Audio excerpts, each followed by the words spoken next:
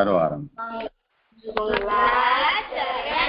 चिन्ता संतान हंतारो यत्पादाम्बुजरे नव वियानन्तान् विदाचार्यान् प्रणमामि मुहुर्मुहुः यदनुग्रहतो जन्तु सर्वदुःखादिगो भवेत् तमहं सर्वदा वन्दे श्रीमद्वल्लभनन्दनम् अज्ञानातिमिरान्धस्य ज्ञानाञ्जनशलाकया चक्षुरुन्मीलितं येन तस्मै श्रीगुरवे नमः.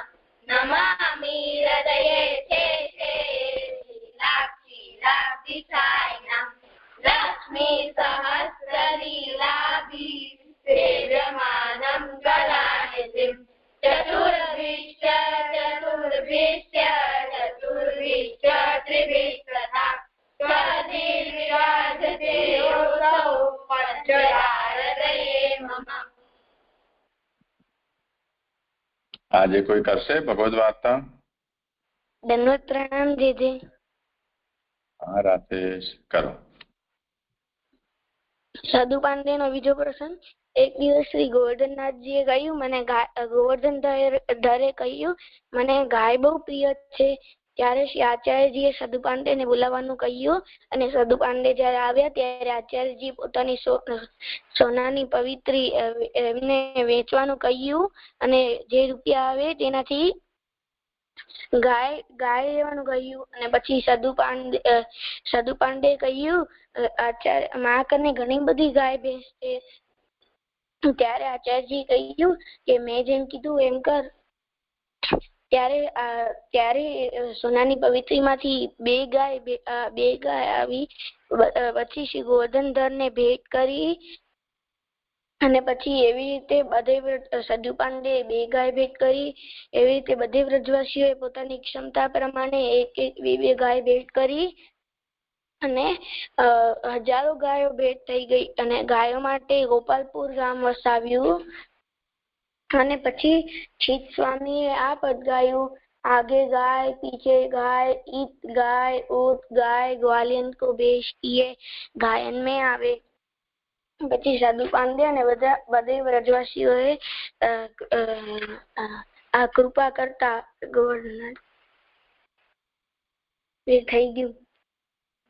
આમાંથી શીખ મળે છે કે ઠાકોરજીને ગાય બહુ પ્રિય છે, તો આપણે ગાયની સેવા કરીએ તો ઠાકોરજી આપણા પર બહુ પ્રસન્ન થાય. શાબાશ, બહુ સારું. આમાંથી શબ્દ છે ગોવર્ધનનાથજી. ગો એટલે ગાય અને વર્ધન એટલે ગાયોના પાલન પોષણ કરવા વાળા ઠાકોરજી છે. ગોવર્ધન પર્વત છે. ગોવર્ધન પર્વતની ગાય ઘાસ ચરે છે એટલે અને જે થઈ ગયું. અચ્છા, સારું. ધન્યવાદ પ્રણામ જી. કોણ છે? એ તો ઠીક છે ને. એમ કે કાલે તું ક્યાં ગાયબ થઈ ગયો કીધા વગર? કાલે છે ને કાકાના સાથે બારે ગયા હતા. એવું તો જોઈએ ને. પણ ભલે ભલે હો કરો.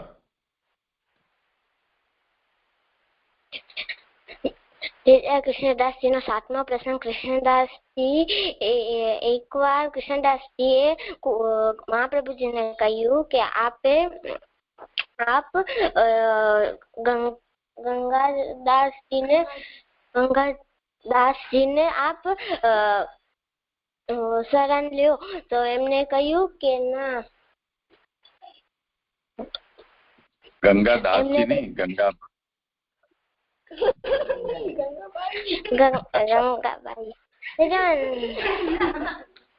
અરે રુચિરદાસજી, અને તું દરિયે ગયો છો ને તો કાનમાં તને હવા ભરાઈ ગઈ છે.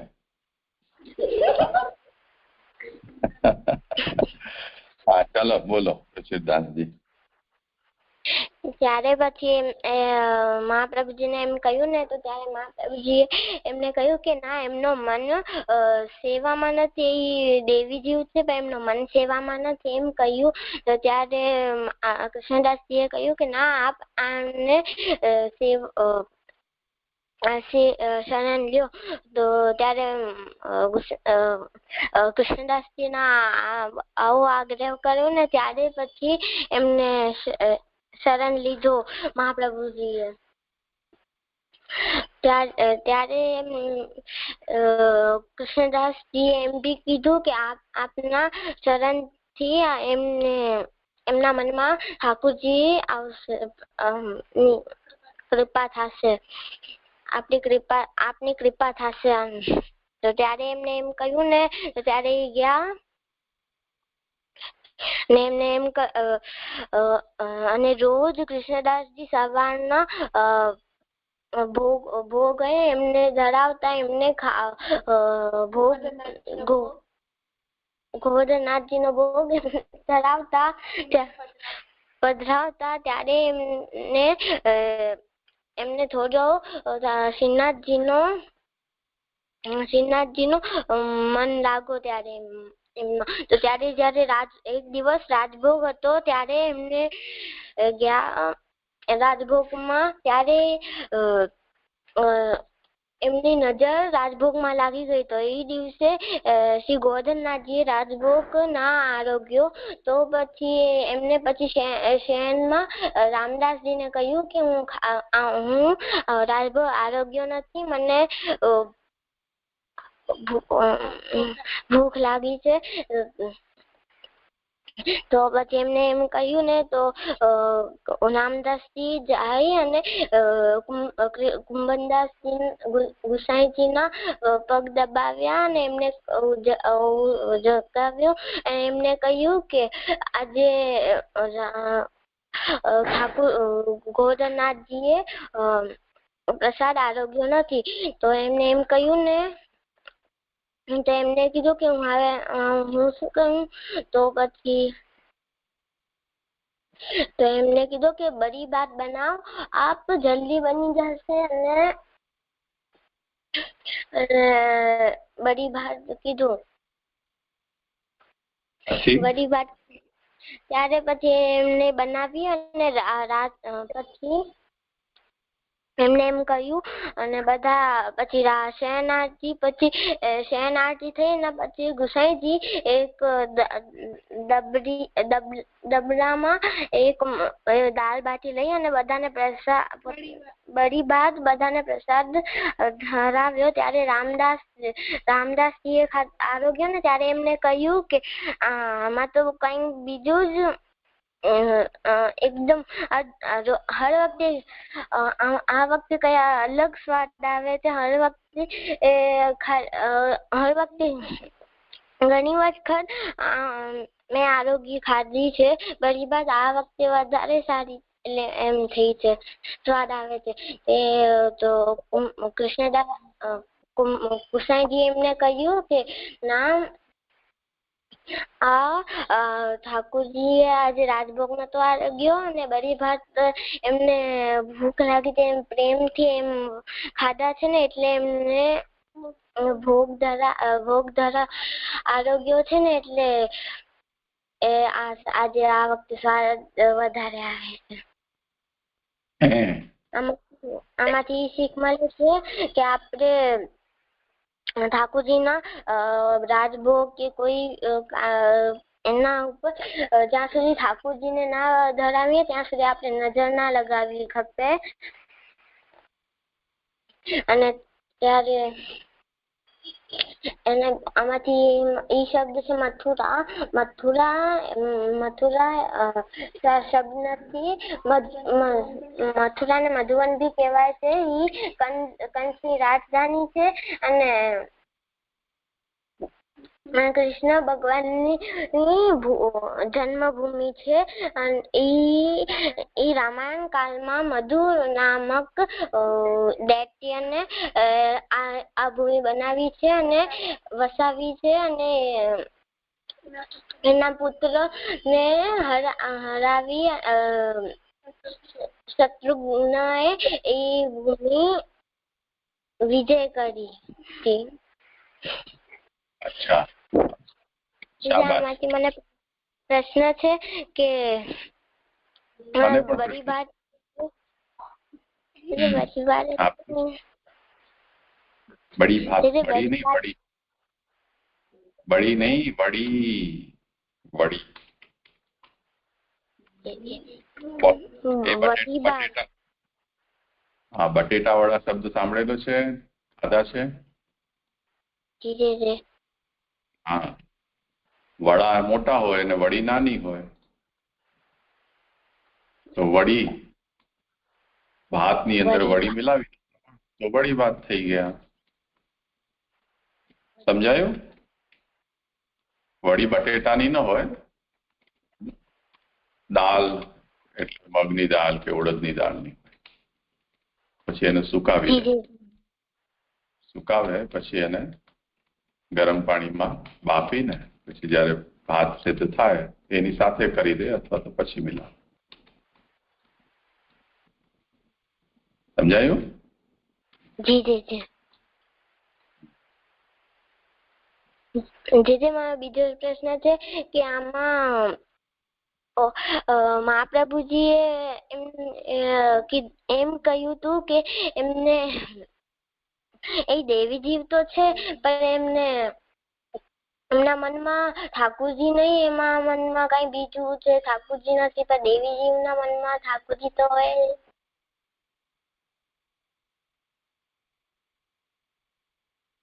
જો એક વાત સમજો, જેમ આપણે નીંદરમાં હોઈએ, કોઈ દૈવી જીવ છે પણ સૂતો છે, સૂતો હોય ત્યારે એને કોઈ વાતનું ભાન હોય?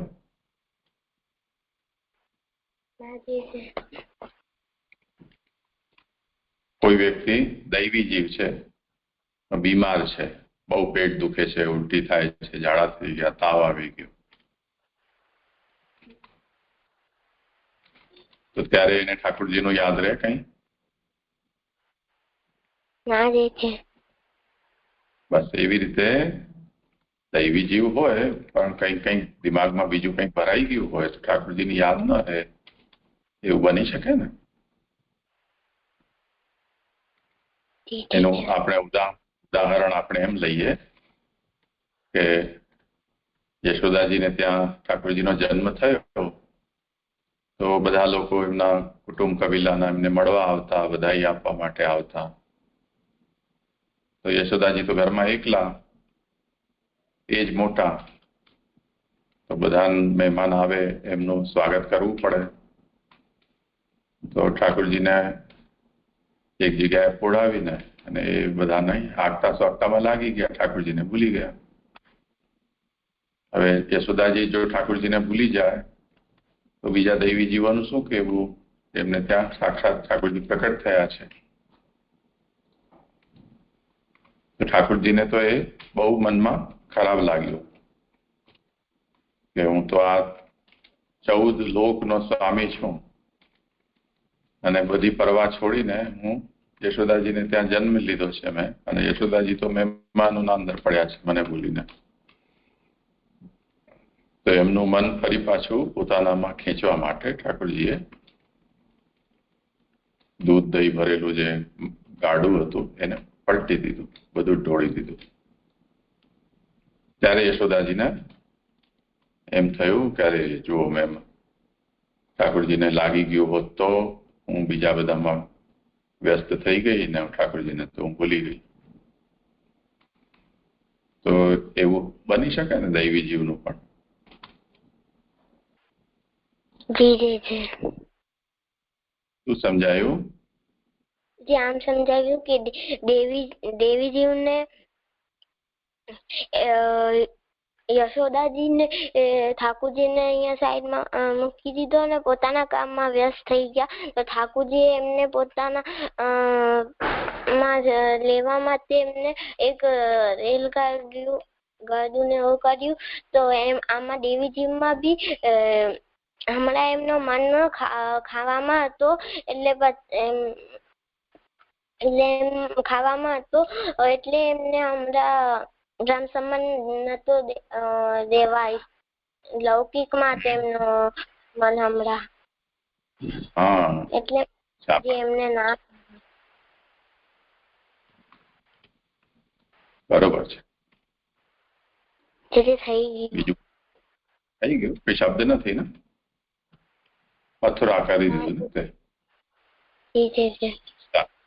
ભલે ભલે હો કેટલો થાકી ગયો જો આરામ કરો હો હવે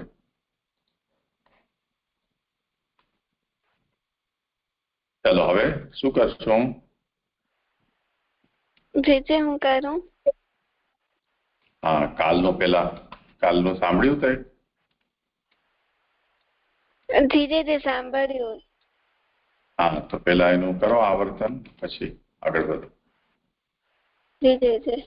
કાલે એવું જોયું હતું કે આદિદેવના તિરોધાનના એની બે રીત છે એવું જોયું હતું એક તો કે દેવત્વ જતો રહે એનો એટલે પેલો એ જોયો હતો કે એનું દેવત્વ ના રહે એક તો જેમ મનુષ્યના પ્રાણ જતા રહે તો એ જીવાત્મા એની મૃત્યુ થઈ જાય તો એના પ્રાણ જતા રહે એની જીવાત્મામાં ના રહે તો એ સ્થિતિમાં એ શરીર જળ બની જાય અચેતન થઈ જાય એ એક પ્રકાર જોયો હતો ને બીજો એ કે ઉદાસીન થઈ જવું અને કોઈ આમ આપણે રિસાઈ જાય એવું કહીએ કે એનાથી વાત ના કરે એવું તો બીજો એ કે કોઈથી આપણે નારાજ હોઈએ વાત ના કરતા હોઈએ તે વ્યક્તિ મતલબ કે જે વ્યક્તિથી આપણે નારાજ હોઈએ એ આપણે કેટલી પણ આમ કોશિશ કરે પણ આપણે એને પ્રતિકાર રિસ્પોન્સ ના કરીએ એટલે જીવિત હોવા છતાં જળવત વ્યવહાર કરે તે અને તેને પણ તિરોધાન કહેવાય છે અને કોઈને ભગવાનના આવું શું કામ કરવા આવા પ્રકાર તિરોધાન ના બે પ્રકાર એટલે બધા કોઈ આમ કોઈને આમ આદિદેવી સ્વરૂપનું દર્શન થઈ જાય તો એ ખોટું બોલે છે કે ગાપ્પા મારે છે કે ખોટું બોલે છે એવું એ સાચું બોલે છે કે નહીં એ ઓળખવા માટે તો એનો એક ઉત્તર એમ લઈ શકીએ ભગવાને એનો જે કર્મફળ નક્કી કર્યું છે તે અનુસાર ભગવાનની સ્વતંત્રતા ઈચ્છાથી તેને પ્રાપ્ત થયું છે પણ કોઈ પણ તીર્થ કર્મ મંત્ર યજ્ઞ વગેરેથી નહીં પ્રાપ્ત નથી થયું કર્માનુસાર ભગવાને નિયતિ નક્કી કરી હોય તે અનુસાર થાય છે આ એક એનો આન્સર આપણે લઈ શકીએ બીજો આન્સર એ કે એમ હોઈ શકે કે કોઈ વ્યક્તિ કોઈ બીજી વાતથી કોઈ બીજી વાતને આમ જેમ કે આવું જેમ આપણે એક્ઝામ્પલ આપ્યું હતું કે જે ચોર હોય એ મંદિરમાં ચોરી કરવા જાય છે અને એ ચોરી કરવા તાણે એના હાથમાં પેરેલાઇઝ થઈ જાય છે તો પછી એવું થઈ જાય છે તો એને એવું લાગે છે ભગવાને કરાવ્યું છે તો એનો એવી રીતે ભગવાન ઉપર વિશ્વાસ કરવા લાગી છે તો એવું થતું નથી હોતું એવું થવાનું જ હોય છે પણ આ સ્થિતિમાં એ વાત થઈ ગઈ છે એને આપણે આમ કોઇન્સિડન્સ ઇત્તફાક પણ કહી શકીએ છીએ ત્રીજી વસ્તુ એ કે તિરોધાન છે એ બે પ્રકારના છે કોઈ માટે તિરોધાન છે કોઈ માટે તિરોધાન નથી જેમ આપણે સ્કૂલના ટીચરનું એક્ઝામ્પલ આપ્યો તો કે ટીચરને કોઈ સ્ટુડન્ટ હોય ઈ ગમે ને એક ટીચર છે જે એક સ્ટુડન્ટને ઘણો આમ રિસ્પોન્સ આપે ને સારી રીતે ટ્રીટ કરે ને બીજો જે સ્ટુડન્ટ હોય એને ગુસ્સો કરે તો પછી એ જ એક જ ટીચર માટે બે પર્સનનું અલગ અલગ એમના મત હશે એ લોકો માટે અલગ અલગ એના માટે જે ઇન્ટ્રોડક્શન આપણે એને પૂછું તો એક કહેશે કે ના ટીચર બહુ ખડૂસ છે બીજો કહેશે કે ના ટીચર તો બહુ સારા છે એમ આપણે સમજવું ને ચોથું એ કે શરીરમાંથી આત્મા જતી રહે અને દેહ જળ બની જાય પૂર્ણ તિરોધાન અહીંયા આપણે જોઈશું. અહીંયા શ્રી મહાપ્રભુજી કૃષ્ણાશ્રયમાં એમ સમજાવે છે કે બધા જ માર્ગો નષ્ટ થઈ ગયા છે. તો કેટલાક લોકો એમ કહે છે, એમ સમજે છે કે નષ્ટ જેવા થઈ ગયા છે. એટલે તેમજ અહીંયા જોવાનું છે કે તિરોહિત જેવા થઈ ગયા છે. આદિદેવ એવો પણ એનો અર્થ થઈ શકે છે. એટલે કે એવો અર્થ કરીને તો આવી જે પણ અહીંયા જે સંભાવના કરી છે એ બધી મુખ્ય રીતે બરાબર સેટ થઈ શકશે. અને અહીંયા જે મહાપ્રભુજી વાત કહે છે જે શ્રી કૃષ્ણનો જ આશ્રય લેવાનું, એ વાત પણ અહીંયા સમજાઈ જાય છે. એકમાં અહીંયા એ પણ આમાં સમજાઈ જાય છે જે શ્રી કૃષ્ણનો જ એકમાત્ર આશ્રય રાખો, કેમ કે એમનામાં કોઈ પણ પ્રકારના તિરોધાન, અસામર્થ્ય કે મ્લેચ્છાક્રાંતનો પ્રભાવ નથી. જે કાલનો શ્લોક, આ કાલના શ્લોકનું આવર્તન કરું. હા, કરવાનું જ ને. કાલે એમ જોયું હતું કે જે સારા પુરુષો છે, જે પણ સારા પુરુષો તથા પંડિતો અહંકારમાં ઘણા મૂઢ બન્યા છે, સારા ખરાબનું ભાન ગુમાવ્યો છે. તેઓ પાપીને અથવા પાપને અનુસરે છે. પોતાને ધનનો લાભ થાય, પોતાનું માન વધે તથા લોકો તેમની પૂજા કરે તેવા પ્રયત્નો કરી રહ્યા છે. આવા અસત પુરુષો પણ આપણો ઉદ્ધાર કરી શકે તેમ નથી. માટે ભગવાન શ્રી કૃષ્ણ જ મારો આશ્રય હો. તો એમાં એમ જોયું હતું કે મોટા ભાગે જે લોકો આમ આગળના શ્લોકમાં જોયું કે આપણે હમણાં આગળના શ્લોકમાં જોયું કે તિરોધાન જેવા થઈ ગયા છે, એવું જ અહીંયા લેવાનું કે મોટા ભાગે જે લોકો પણ ધર્માચરણ કરી રહ્યા છે, જે લોકો અગ્રણી ગણાય છે, તે લોકોની આવી સ્થિતિ છે. અમે બધું જાણીએ છીએ, અમારામાં એવી યોગ્યતા છે, એવો એમને પોતાના પર અહંકાર છે. તો અહંકાર જેમની અંદર હોય તેમની બુદ્ધિના દરવાજા બંધ થઈ જાય છે. એમને કઈ ખબર હોતી નથી. તો એવી જ રીતે અહીંયા આગળ અહંકાર સાથે પાપનું વર્તીશું અને લાભ એ બે વસ્તુ જોડાણી છે. પાપાનું વર્તીશું એટલે કે નિષિદ્ધ આચરણ, શાસ્ત્ર વિરુદ્ધ, અને લાભ એટલે કે ધન, સંપત્તિ, લાલચ. અહંકાર થયા બાદ આ બધી વસ્તુ કે લાભ અને પાપાનું વર્તન ઈ વધતા જ જાય છે. તો ઘણા લોકો જે લોભી હોય તે લૂંટતા હોય, ને ઘણા લોકોને પ્રસિદ્ધ થવું હોય તો તે ઈ લોકો કોઈ પણ રીતે પ્રસિદ્ધ થાય છે. તો લાભ અને પૂજા એટલે પ્રતિષ્ઠા અને સંપત્તિની કામના પાપ કર્મ કરાવે છે. આ રીતે જે કર્તા છે એ કર્તાની અંદર આ પ્રકારના દોષ છે. શ્રી મહાપ્રભુજી આપણા જેવાને નહીં, પરંતુ આપણે જે લોકોથી ઇન્સ્પાયર થયા હોઈએ છીએ, જે લોકોના આદર્શ માનીને એમના ભરોસે આપણું જીવન ચાલી જશે, ઉદ્ધાર થઈ જશે, એવી આસ્થાથી જીવી રહ્યા છીએ.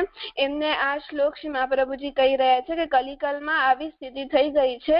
સાધારણ મનુષ્ય જેને ઉદ્ધાર કરનાર તરીકે માને છે, એ જે એમને નીચે પટકવા વાળા છે, કે એમને લૂંટવા વાળા બની રહ્યા છે.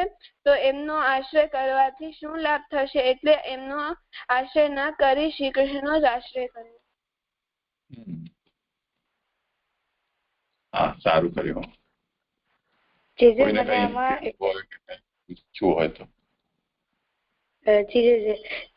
આમાં એટલું એડ કરવું છે કે આમાં આપણે અહંકાર વિમૂઢ થયેલા છે, એમાં આપણે એટલું જોયું હતું કે એનો વિમૂઢ થયા છે એનો મતલબ આપણે એવો લીધો હતો કે કોઈક જેમ કે કોઈક શેફ છે, એને એવું થતું હોય કે એને બધું જ બનાવતા આવડે છે ને, તો એને એવું અહંકાર કહેવાય.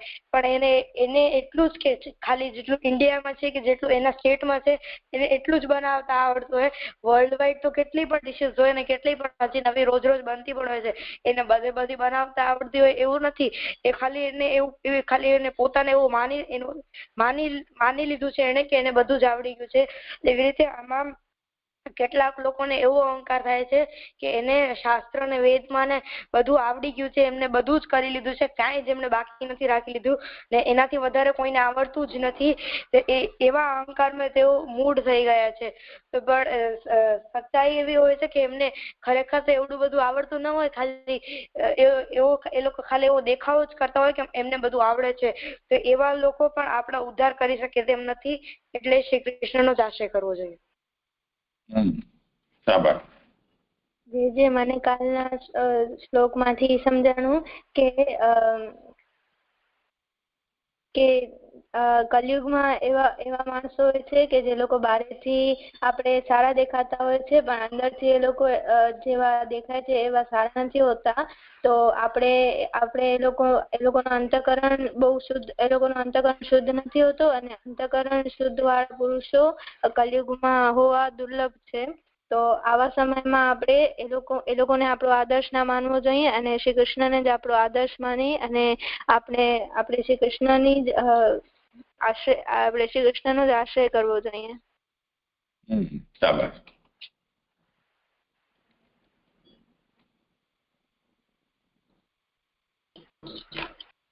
આજે રસોઈયાની તમે વાત કરી ને, કાલે મેં ઉદાહરણ આપ્યું હતું. થોડી હસવા જેવી વાત છે, પણ સત્ય વાત છે. જુનાગઢમાં પિયુષ બાવાને ત્યાં એક મુખિયાજી હતા, એનું નામ જયંતિભાઈ. એમને અફીણનો નશો કરવાની આદત હતી. તો 24 કલાક એના નશામાં જ રહેતા અને હંમેશા બધી હસવાની વાતો કરતા રહેતા. કંઈક ભોગ સામગ્રી કે રસોઈના વાનગી સંબંધી કંઈક વાત ચાલતી હતી. તો એમણે મને કહ્યું કે આપણા ધ્યાનમાં કોઈ એવો રસોઈયો છે કે જે ઉડતી પૂરી બનાવી શકે, ઉડતી પૂરી. મેં કીધું આ તો બહુ દુર્લભ વસ્તુ છે. આ તો પૂરી ઉડે કેવી રીતે? આપણે બોલની જેમ એને કેચ કરી શકીએ કે કોઈ આપણે ફેંકે ને ડિસ્કસ થ્રોની જેમ આપણે કરીએ તો એ જુદી વાત છે, પણ પૂરી ઉડે કેવી રીતે? એ જ તો વાત છે. એમણે કીધું તરલા દલાલને ના આવડે. એમ મોટા મોટા તે વખતે જે પ્રસિદ્ધ રસોઈયા હતા એમના નામ આપીને કે એમને પૂછી લ્યો, હું બનાવી દઉં એ પૂરી. મેં કીધું હું કોઈને કહીશ નહીં, તમે મને એની રેસીપી તો આપો. તો કે કોઈ ન કહો તો કહું. મેં કીધું હા, નહીં કહું. મેં કોઈને કીધી નથી, પહેલી વાર તમને જ કહી રહ્યો છું. તો એમણે કહ્યું કે આ તો ખાલી બનાવવાની નામ છે, ખાલી આમાં કઈ ચમત્કાર જેવું નથી. જાડી પૂરી વણી લેવાની, તળી લેવાની, પછી એનું ઉપરનું પડ છે એમાં થોડું કાણું કરીને એક ચકલીને એમાં બેસાડી દેવાની, એની બે પાંખો બહાર કાઢી દેવાની. ચકલી ઉડે તો પૂરી ઉડે ને. તો મેં કીધું આ તો જોરદાર વાત કહી તમે. તો હવે જુઓ કે તમે જે પણ પ્રસિદ્ધ રસોઈયાઓ છે એમને પૂછી જો. આપણા વિનુ મહારાજ છે એમને પૂછી લો, કે કમલભાઈને પૂછી લો, ભક્તિના કાકા અને એના બાપુજીને પૂછી આવો. ઉડતી પૂરીની રેસીપી એમને આવડે છે. તો બધા જ નતમસ્તક થઈ જશે. અસંભવ વસ્તુ છે. પણ જુનાગઢના જયંતિભાઈ મુખિયાજી છે, એમણે એ વાત સાબિત કરી દીધી, એની રેસીપી પણ આપી દીધી. તો આપણે એવો જો મનમાં અહંકાર રાખતા હોઈએ કે અમે સર્વજ્ઞ છીએ, તો એવી સર્વજ્ઞતા તો કોઈની છે નહીં. કેમ કે દુનિયા એટલી વિવિધતાપૂર્ણ છે, બધાની અંદર એટલી બધી શક્તિઓ ભરેલી છે. ઘણી બધી શક્તિ પોતાના ભીતર હોય એ પોતે પણ જાણતા ન હોય. જેમ હનુમાનજીના પ્રસંગમાં એવું થયું કે સીતાજીની ખબર કાઢવા માટે લંકા જવાની વાત થઈ, તો કોણ કેટલો કૂદકો મારી શકે? બધાએ પોતપોતાના દાવા બતાવી દીધા. હનુમાનજી ચૂપ હતા. પછી એમને જયારે એમ કહ્યું કે તમારી આવી શક્તિ છે, તમે તો બહુ સહજતાથી કરી શકો એમ છો, ત્યારે એમને ધ્યાન આવ્યું કે અરે હા, એ તો હું ભૂલી જ ગયો. તો અહંકાર છે એ કોઈનું ટકતું નથી, પણ અહંકાર મનુષ્યને મૂળ બનાવી દે છે.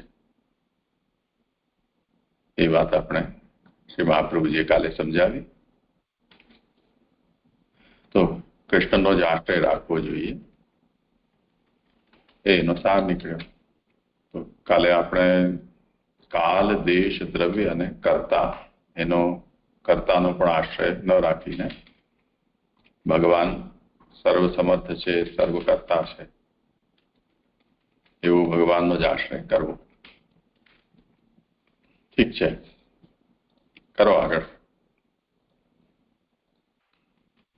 જી. વેદાશ્રય હાલે ફળસાધક નથી, તો પણ કૃષ્ણાશ્રયની સફળતાના નિરૂપણ માટે ધર્મના 6 અંગોમાંના મંત્રની વર્તમાન સમયમાં ફલાસાધકતાનું નિરૂપણ. અપરિજ્ઞાન નષ્ટેષુ મંત્રેષુ અવ્રત યોગીષુ તિરોહિતાર્થદેવેષુ કૃષ્ણ એવ ગતિર્મમ.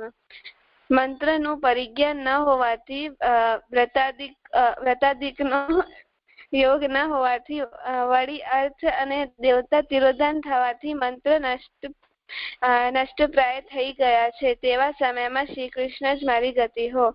જે મને આમાં એવું સમજાયું કે યથાર્થ જ્ઞાન નાશ પામેલ વ્રત નિયમો જેમ યોગ્ય રીતે થતા નથી, એવા અર્થ તથા દેવતાઓ જેમાં તિરોહિત થઈ ગયા છે, એવા મંત્રો હોવાથી ભગવાન શ્રી કૃષ્ણ જ મારો આશ્રય હો. એમાં અને એટલું એવું પણ સમજાયું કે અહીંયા ગુરુકુળમાં અને બધી જગ્યાએ વૈદિક મંત્રો ને બધું સમજાવે છે, ત્યાં મંત્રો બધા અડધા અધૂરા સમજે છે, યા તો પછી એને ઉચ્ચારણ બરાબર નથી કરતા, તેથી મંત્રોનો અર્થનો અનર્થ થઈ જાય છે. તો એવા મંત્રોની એવા મંત્રોની ફલાસાધકતા નો નિરૂપણ અહીંયા કર્યો છે. તો આવા મંત્રો આપણો ઉદ્ધાર નહીં કરી શકે, એટલે શ્રી કૃષ્ણ જ મારો આશ્રય. જે મને ભક્તિએ કીધું એમાં એટલું એડ કરવું છે કે આપણે પેલા શ્લોકમાંથી કલવ શબ્દ જોયો હતો, એ કે કલયુગમાં બધાનો કલયુગનો વ્યાપકતા જોઈતી, તો એ બધા શ્લોકમાં જેમ લાગશે એમ આને આ શ્લોકમાં પણ લગાવીએ તો જેમ કલયુગમાં જ એટલો નથી, કલયુગમાં જ એટલી શક્તિ નથી કે એમાં કોઈ બી આપણો ઉદ્ધાર કરી શકે. તો એ જેમ કલયુગ જ ફલાસાધકતા છે, તો કલયુગમાં આવતી જે કાલ જ ફલાસાધકતા છે, તો એમાં આવતી જેટલી પણ વસ્તુ એ આપણો કોઈ ઉદ્ધાર કરી શકે એમ નથી. એમાં આ વેદાશ્રયનો આપણે મંત્ર આ શ્લોકમાં સમજ્યા. મંત્રનું પરિજ્ઞાન એટલે કે પહેલાના સમયમાં મંત્રના ઉચ્ચારણ સહિત બધું સરખી રીતે બોલાતું, પણ હવે બધા જે શિષ્યો પેલા હતા કલયુગમાં, તો એ મંત્ર સમજે અડધો અધૂરો સમજીને એનો ખોટો ઉચ્ચારણ કરે, ને પછી મોટા થાય ને ઈ ગુરુ બને તો ઈ પણ શિષ્યને એટલું જ અડધું અધૂરું જ શીખાડે, ને એમના ઉચ્ચારણ પોતાના જ ખોટા હોય તો શિષ્યના સાચા કેવી રીતે હોય? તો આ ઉચ્ચારણ આખા ખોટા થઈ જાય છે. તો એના કારણે એનો કોઈ ફળ મળતો નથી, કારણ કે એનો અર્થ જ સિદ્ધ થતો નથી. તો એમાં પણ હવે અને મંત્રના આવી રીતે શબ્દને ઊંધા કરવાના કારણે કે અડધા બોલવાના કારણે એમાં એના અર્થ અને દેવતા પણ મંત્રના તે તિરોધાન થઈ ગયા છે. એટલે આપણે કાલે જે સમજ્યા તિરોધાન સ્વરૂપ, એમાં ઓલમોસ્ટ મોસ્ટ ઓફ ધમાં તિરોધાન થઈ ગયા છે, એવી રીતે સમજી શકીએ કે એમાં પણ એના કારણે તિરોધાન થઈ ગયા છે ને એમાંથી દેવતા નષ્ટ થઈ ગયા છે. અને એના જ કારણે આપણે જે વ્રતમાં ને એ મંત્ર બોલીએ તો એ જ થાય કે મંત્રનો કોઈ હોય નહીં, નીકળે નહીં અર્થ, તો એ વ્રત પણ નિષ્ફળ જ જાય. તો એના કારણે મંત્ર કે વ્રત કે કોઈ પણ આપણો ઉદ્ધાર કરી શકે તેમ નથી. કોઈના પણ એમાં એટલો સામર્થ્ય પ્રભુએ પ્રદાન નથી કર્યો કે તે આપણો ઉદ્ધાર કરી શકે.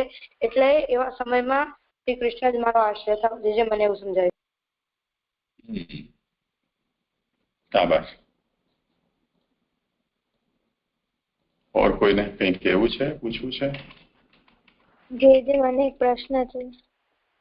અચ્છા, જે આમાં એમ લખેલું છે કે તેના અર્થ અને જે બ્રહ્મચાર્ય જે વ્રતો છે તેનો અર્થ અને દેવતાનું તિરોધાન થઈ જવાથી તે પણ ફળ સાધક નથી. જે એનું મિનિંગ શું થાય?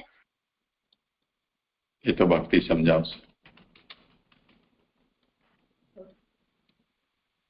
તે મને એવું લાગે છે કે અહીંયા એક્ઝામ્પલ આપ્યો છે કે ગુરુકુલમાં જેમ બ્રહ્મચાર્ય બધા જે વ્રત અને નિયમો રાખે છે એવા વ્રત અને નિયમો હમણાંના જે જનરેશન છે એ બધું હવે આવું બધું તો કરતા નથી. અને વ્રત એકાદશીના વ્રત જે પહેલા જેમ ફલાહાર ને બધું કરતા, હવે તો એવું કઈ નથી કરતા. 11 ને એના શબ્દથી 11 રસ જ લઈએ છે.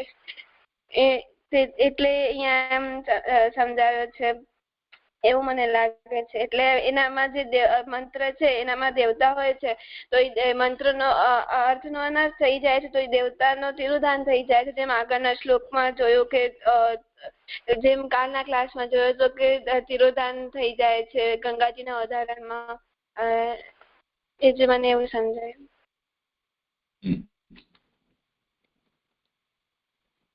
સમજાયું આશિતા?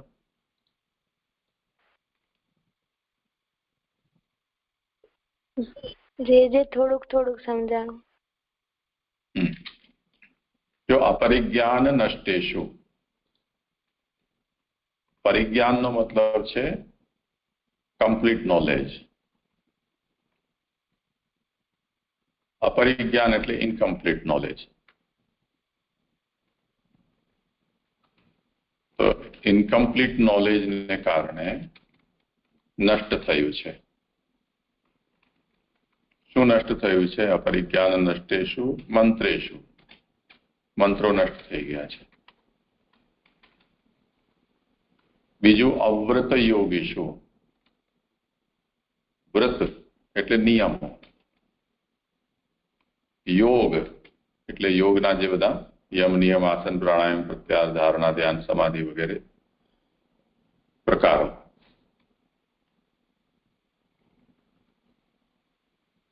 તો મંત્રો નષ્ટ શા માટે થયા? તો એનું કારણ આપી રહ્યા છે. એક તો એના વ્રતો એટલે નિયમો, અને બીજું એનું અપરિજ્ઞાન, મંત્રશાસ્ત્રનું જે મંત્રનું વિજ્ઞાન છે એનું જ્ઞાન ન હોવું, અને એના વ્રત નિયમો કે વ્રત અને યોગ વગેરે છે એનું પાલન ન થવું. આ કારણે મંત્રો નષ્ટ થઈ ગયા છે.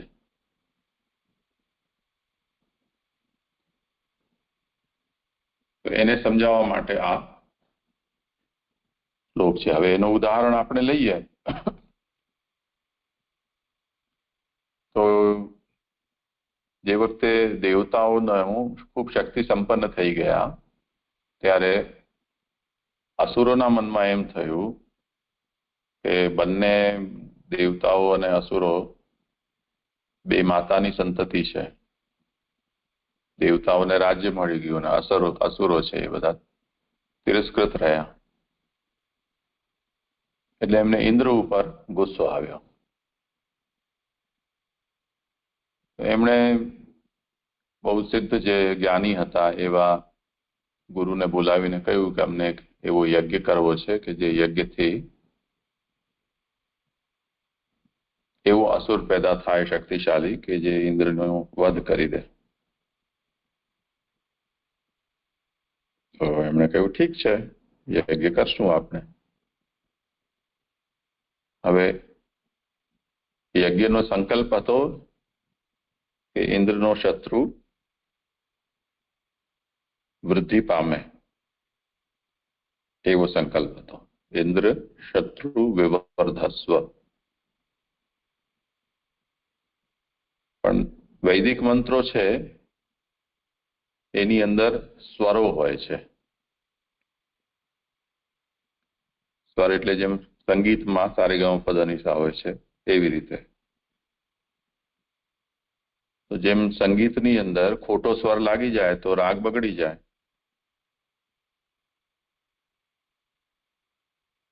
તો એ દોષ થઈ ગયો. તો જે લોકો સંગીત રસિકો છે, જે સમજતા હોય, એ લોકોનો રસ ભંગ થઈ જાય અને ટેકનિકલી એ રાગ ખોટો થઈ જાય. તે જ રીતે આપણે જે પણ લખતા હોઈએ કે ટાઈપ કરતા હોઈએ એમાં કોઈ ખોટી કી દબાઈ જાય તો સ્પેલિંગ મિસ્ટેક થઈ જાય,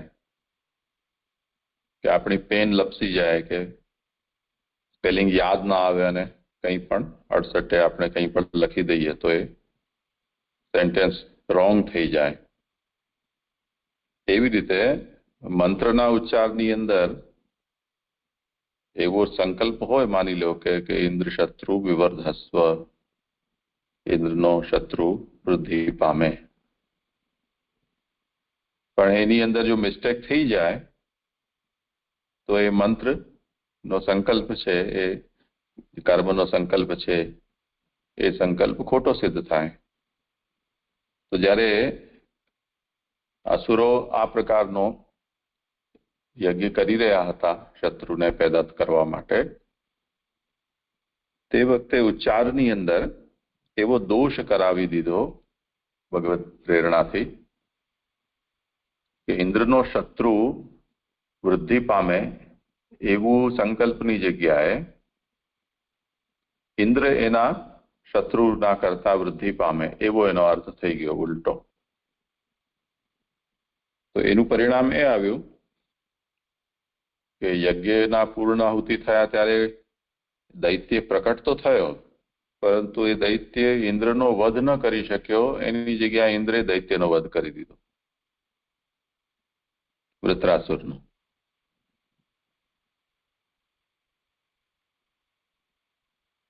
તો ઇન્દ્ર શત્રુ, એમાં ઇન્દ્ર છે જેનો શત્રુ તે વૃદ્ધિ પામે એવો અર્થ થઈ ગયો.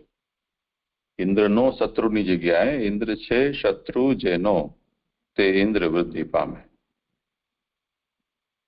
તો હવે જુઓ કે આ તો બહુ જ ટેકનિકલ વાત છે,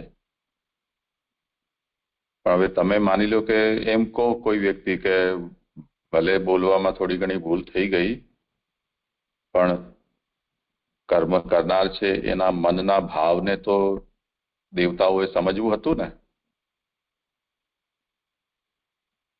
પણ જ્યારે કર્મ છે ત્યારે એ કર્મની વ્યવસ્થા તો એકદમ મિકેનિકલ હોય છે. એમાં ભાવના શું છે કર્મ કરનારની એ નથી જોવાતું. કર્મનું એકોમ્પ્લિશમેન્ટ પ્રોપરલી થઈ રહ્યું છે કે નહીં એ જ જોવાશે. જેમ આપણે ફોન ડાયલ કરીએ અને ડાયલ કરતી વખતે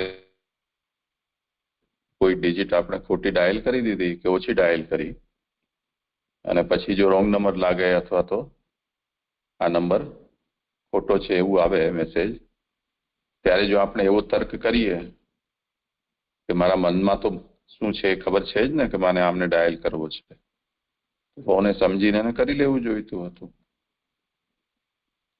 હવે એવી બધી સમજવાળા ફોન ધીરે ધીરે આવી રહ્યા છે, પણ હજી એમાં પણ કોઈને કોઈ ભૂલના તો ચાન્સ છે જ,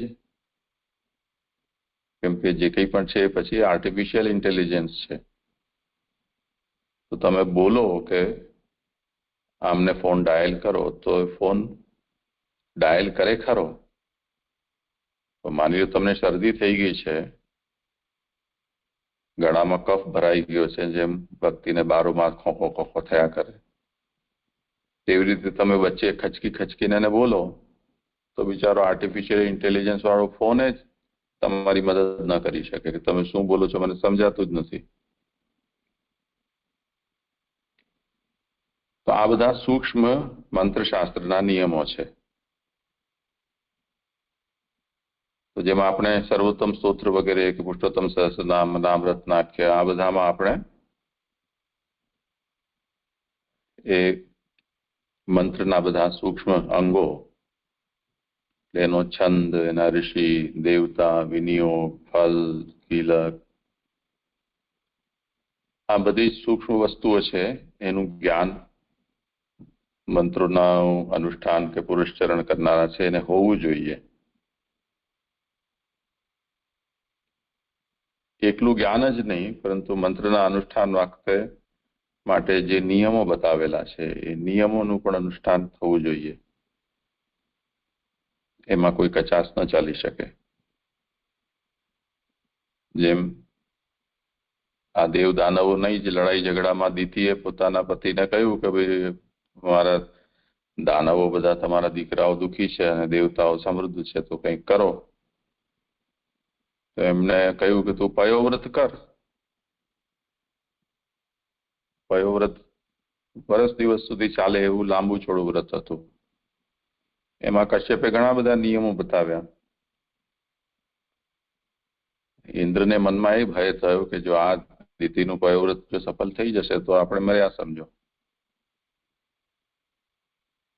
તો ઇન્દ્ર કશ્યપના આશ્રમમાં વેશ બદલીને શિષ્યના રૂપમાં રહેવા લાગ્યા.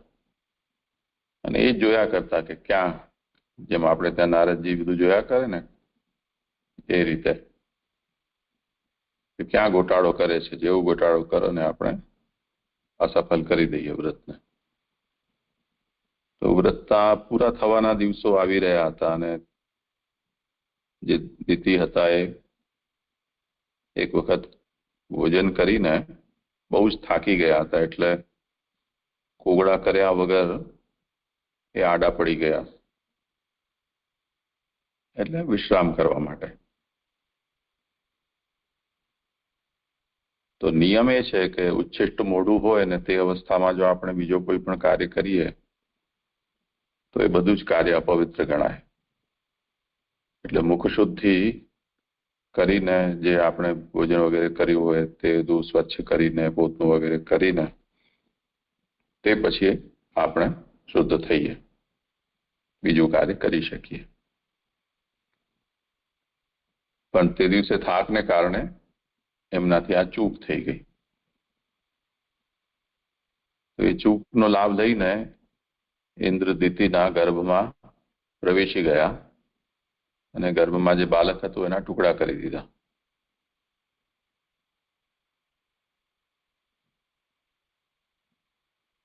તો કોઈ પણ કર્મ છે કે કોઈ પણ મંત્ર અનુષ્ઠાન છે એ ખાલી એ કર્મ પૂરતું પરફેક્શન હોય કે મંત્રના ઉચ્ચાર પૂરતું પરફેક્શન હોય એનાથી એ સફળ નથી થતું. એના સાથે જોડાયેલા જે વ્રત નિયમો છે એ બધાનું પાલન પણ થવું જોઈએ. એટલે ગુસાઈજીના એક પ્રસંગમાં આવે છે કે જ્યારે કોઈ વૈષ્ણવ થવા માટે શ્રી ગુસાઈજી પાસે આવ્યું ત્યારે એમને એમના પુત્રને કહ્યું કે તમે અમને દીક્ષા આપજો. તો એમણે વ્રત કર્યું વૈષ્ણવે, પછી શુદ્ધ થઈને આવ્યા, એમને દીક્ષા આપી. પછી જયારે શ્રી ગુસાઈજીને દંડવત કરવા આવ્યા ત્યારે શ્રી ગુસાઈજીએ એમના તરફ દ્રષ્ટિ કરી અને કહ્યું કે આમનું બ્રહ્મ સંબંધ થયું નથી. તો એમને ફરીથી બીજે દિવસે વ્રત કરાવો અને પછી તમે દીક્ષા આપો. બીજે દિવસે એ પણ પ્રમાણે કર્યું.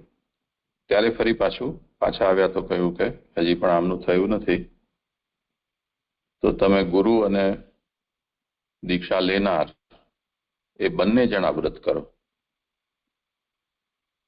બંનેને વ્રત કરાવ્યું અને તે પછી એમને દીક્ષા આપી. ત્યારે શ્રી ગુસાઈજીને સંતોષ થયો.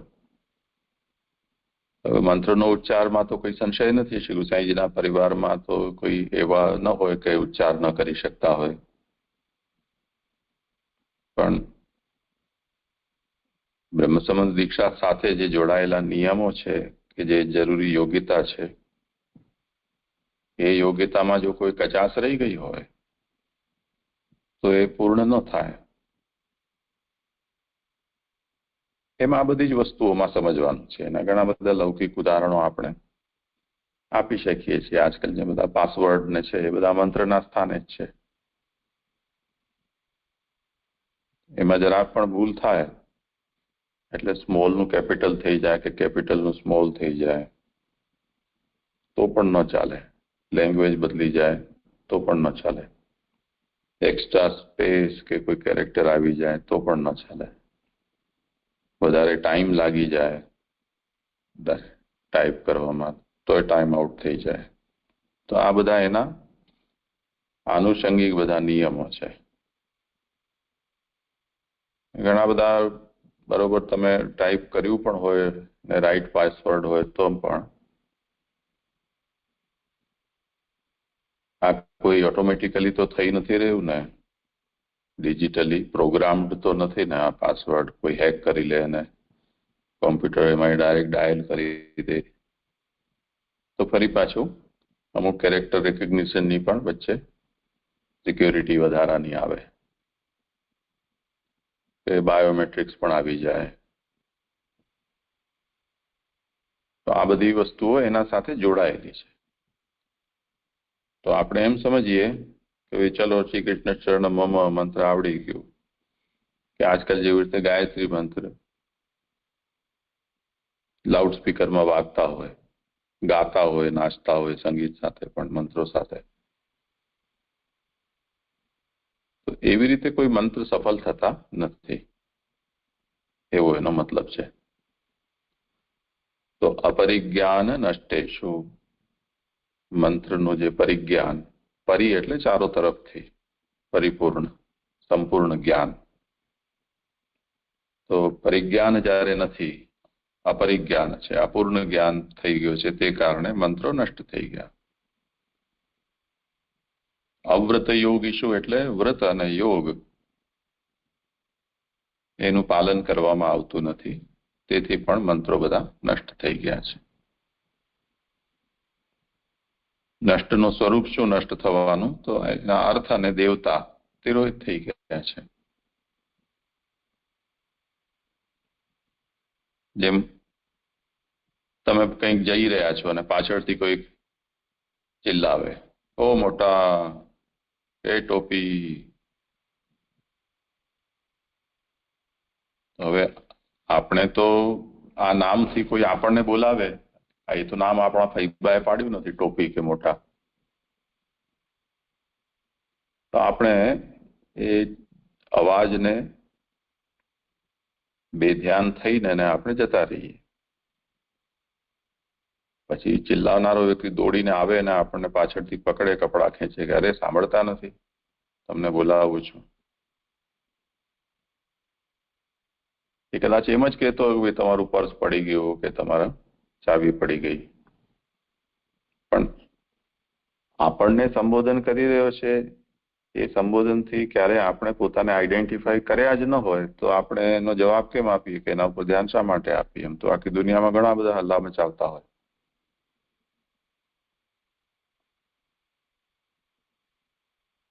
તો જે આ શબ્દ છે મોટા કે ટોપી કે એવું કંઈ પણ, એ આપણને ઉદ્દેશીને કહેવામાં આવી રહ્યું છે એવું આપણે ફીલ ન થાય. એવી રીતે મંત્રનું પરિજ્ઞાન ન હોય તો એ શબ્દના ઉચ્ચાર કરવાથી મંત્રના દેવતા એક્ટિવેટ કે મોટિવેટ થાય જ નહીં. એમને એવું લાગે જ નહીં કે આ અમને કંઈક કહેવામાં આવી રહ્યું છે. એ અર્થમાં પણ આના દેવતા તિરોહિત છે. તે જ રીતે મંત્રનો યદિ કોઈ અર્થ છે દેવતાથી અતિરિક્ત, જેમ શ્રી કૃષ્ણ આ દેવતા થયા. શરણમ મમ, તો હવે ધ્યાનથી સમજો. આપણે એક સર્વે કરીએ કે શ્રી કૃષ્ણ શરણમ મમ, આનો અર્થ શું થાય? આશિતા છે? જી જી. હા, શ્રી કૃષ્ણ શરણમ મમ, આનો અર્થ શું થાય? એનો મીનિંગ એમ થાય, આ અષ્ટાક્ષર છે જેમાં 8 અક્ષર છે, અને એનો મીનિંગ એમ થાય કે શ્રી કૃષ્ણ મારી શરણ છે. ના, હું કૃષ્ણની શરણમાં છું. જો ફરીથી એ જ ગોટાળો થયો ને, તે જે સુધાર્યું એ જ ખોટું સુધાર્યું. પહેલું વાળું જ બરોબર છે.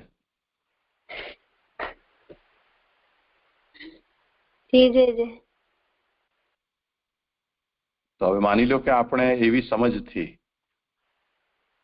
બહુ પ્રલયકારી અર્થ નથી કર્યો તે, એનો સેન્સ તો હજી જળવાય છે, પણ મંત્ર જે ભાષામાં છે એ ભાષાથી જે એનો અર્થ થાય છે એ અર્થ તે ન કહ્યો, પણ જે કહીને પણ તે સુધાર્યો. શ્રી કૃષ્ણ મારું શરણ છે, આ એનો અર્થ છે. હું શ્રી કૃષ્ણને શરણે છું. આના માટે ફરી પાછો નવો મંત્ર બનાવવો પડશે જો સંસ્કૃતમાં બનાવવું હોય તો.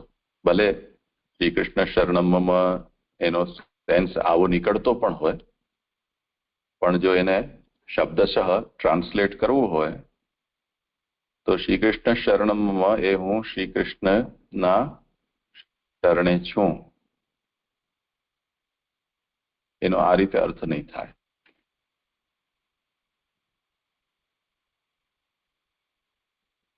તો ધ્યાનથી સમજો કે હવે જો સિરિયસલી ઠાકોરજી આ વાતને લે તો શ્રી કૃષ્ણથી ઠાકોરજીના કાન સરવા તો થાય, ચલો કે મને યાદ કર્યો, પણ શરણમમાંથી બોલનાર વ્યક્તિ છે એની જે સમજ કે એના જે મનોભાવ છે એ જો કંઈક જુદા હોય, જેમ ગુજરાતીમાં શ્રી કૃષ્ણ મારી શરણ છે, તો તમે લોકો એકદમથી ચમકી ગયા, કેમ કે ગુજરાતીમાં એનો મતલબ એ થાય કે આપણે કૃષ્ણને આ શરણ આપી રહ્યા છીએ, એવો મતલબ નીકળ્યો. અને જો એ ખોટો અર્થ છે તો પહેલો સવાલ એ થશે કે ઠાકોરજી તમે મંત્ર સંસ્કૃતમાં બોલી રહ્યા છો, અર્થ ગુજરાતીમાં કરી રહ્યા છો.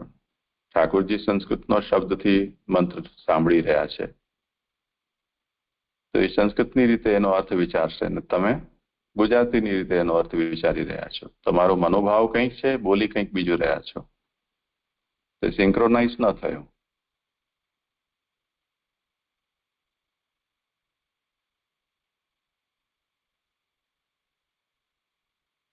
તો આ રીતે મંત્રો એના અર્થ અને દેવતા નષ્ટ થઈ ગયા છે, તિરોહિત થઈ ગયા છે. તો ઠાકોરજીના જે કાન સરવા થયા શ્રી કૃષ્ણ સાંભળીને,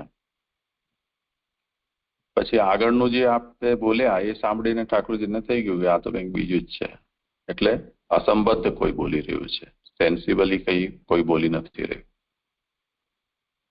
થોટફુલી નથી બોલી રહ્યા, એમને એમ કંઈ બબડી રહ્યા છે. ઠીક છે, બબડતા હોય એ લોકોનું બબડાટને કંઈ ધ્યાન આપવાની જરૂર ન હોય. એ મોટા કે ટોપી એવું કોઈ બોલે તો હવે આપણે એમ કેટલા લોકોને આ રીતે રિસ્પોન્સ આપવા ફરીએ? આપણે આપણું કામ કરીએ કે બીજા ઉપર ધ્યાન આપીએ? આ બધા સૂક્ષ્મ બધા આના વ્રત નિયમો છે, અને એ નહીં જાળવી શકવાને કારણે મંત્રો નષ્ટ થઈ ગયા છે. તેથી કૃષ્ણ એવ ગતિર્મમ, શ્રી કૃષ્ણ જ મારી ગતિ છે, શ્રી કૃષ્ણ જ મારો આશ્રય છે. સમજાયું?